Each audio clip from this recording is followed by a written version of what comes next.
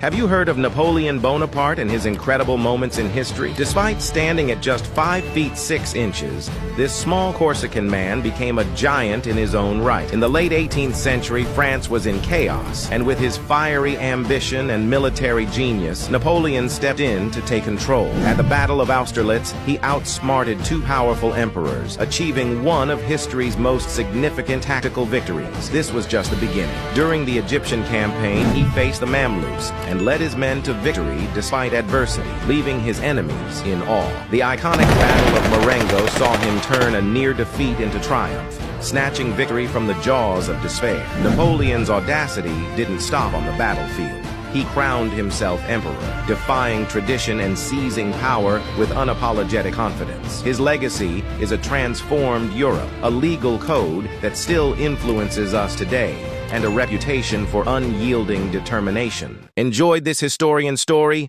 Don't miss the next one. Like, subscribe.